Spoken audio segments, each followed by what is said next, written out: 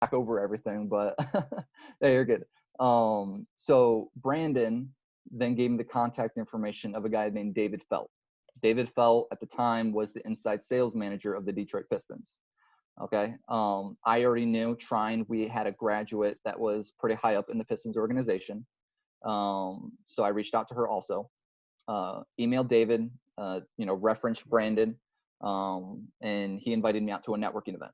Now, me referencing Brandon, David's now going to go over to Brandon and ask Brandon, hey, what's this Andy Myers kid about? Can you tell me a little bit about him? What do I want Brandon to say? That's what the entire previous year, me building that relationship up, was meant for. I never knew if that relationship was ever going to amount to anything, but it's a good thing that I kept up on that relationship. So Brandon had nothing but positive things to say about me. So David invited me out to a networking event. In his mind, he's still probably thinking, I probably get a million one of these kids interested. It's probably another $60 for a group opportunity. So I had paid $60 to go to the event, ended up paying $60 for parking. So I'm $120 in the hole. I'm probably thinking, there's 200 people there. Nothing's going to come with this. $120 for a college student is a lot of money. So I get there. You pretty much they did a little panel. You had like 30 seconds to a minute to elevator pitch yourself to get in front of whoever you wanted. So once I got to David asked me one question. So you drove all the way from Fort Wayne, Indiana, 3 hours here for this networking event. And I was like, yes, that's how much I'm interested in. And that's how much I'm genuinely interested in ticket sales. So very next day, David invites me out to a sales combine. Now, a sales combine is essentially, it's a glorified way to say an interview process to get all of the candidates that they're interested in together so they can just rapid interview people. So that way they don't have to interview Andy here, 1 week and then wait 3 weeks to interview Lucas and then have to go back and compare notes about something that happened 3 weeks ago. Some sales combines, for those of you guys who are interested in ticket sales, that one was very informal. I would say it's more just about, getting a lot of people together. Some other sales combines, they're actually going to test you on the phones. I had the opportunity to go to the Colts sales combine, and that's what that was going to be like. So, I get there probably, half an hour early. I'm sitting in the parking garage, sweating, hands sweating, nervous. I'm about to interview for the Detroit Pistons. Who am I? Like, are they actually going to, what am I get? What's me? Who am I?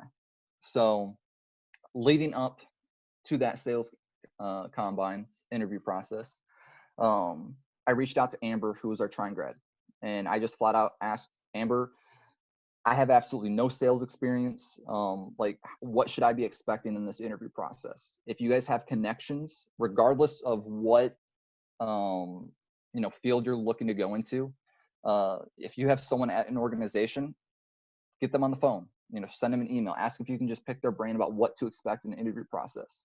You're only going to be prepared that much more.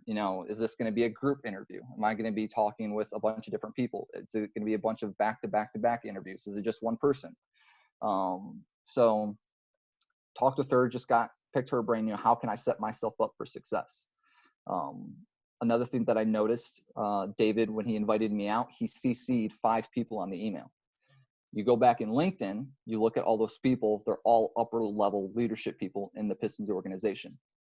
So I reach out to Amber, pick her brain, get to know her. She knows me. She can put a good word in for me now.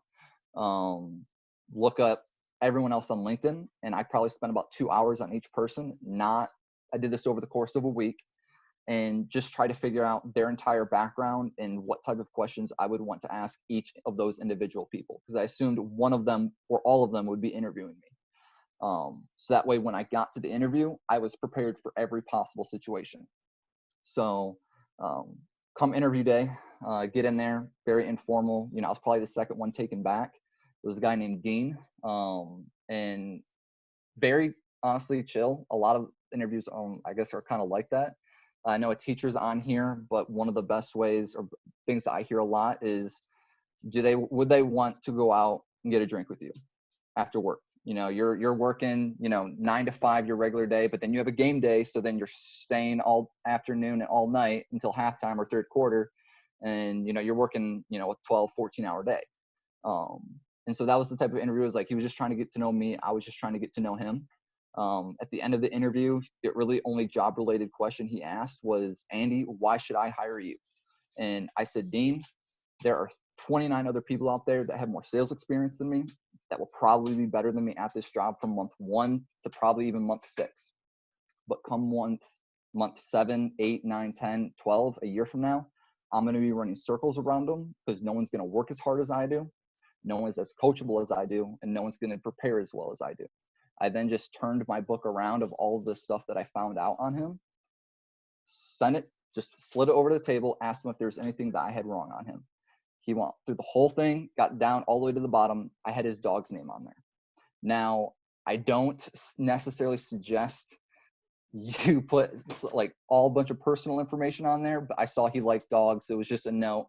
So that way, if he asked me what are some of the things I could bring up, well, I have 2 dogs. It's something we can relate on. That's the type of stuff. So he knew that no one prepared like that. And he said, Andy, you could have an offer on the table tomorrow morning. That wasn't necessarily the case. So Dean was just an account executive, just going through some of the interviews for David. And David even if David says